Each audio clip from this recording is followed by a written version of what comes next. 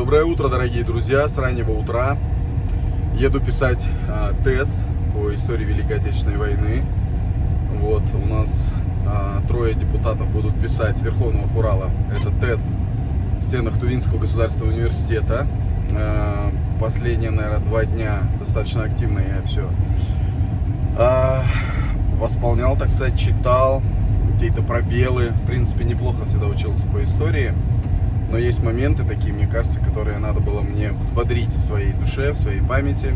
Надеюсь, мне это удалось, поэтому еду в Тувинский государственный университет писать этот тест.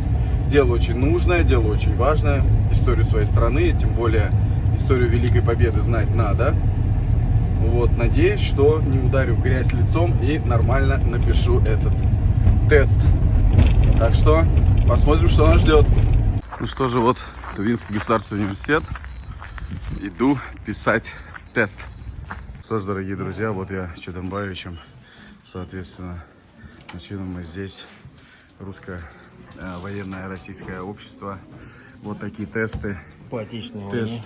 по Отечественной войне. Ну что, ты готов? Где Советский Союз? Молодец, Где вот смотрите. Советский Союз побил? Тест по истории, да. Но я думаю, вопросы будут не из простых, если честно.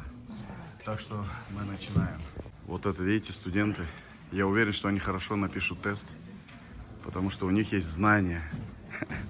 Великой Отечественной войны.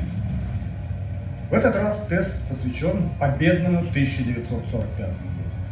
Каждый год наш университет является одним из главных площадок проведения международной акции «Тест по Великой Отечественной войне». Уважаемые участники нашей акции сегодняшней, добрый день, уважаемые наши преподаватели, дорогие наши студенты.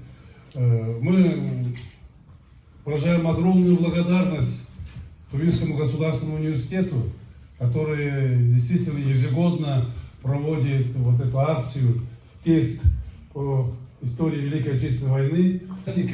И мы рады видеть наших молодых земляков, которые сегодня участвуют, которые... Количество людей из нашей Тувы приняли участие в этой международной акции. Начинаем. Добрый путь. Желаю всем успехов. Спасибо.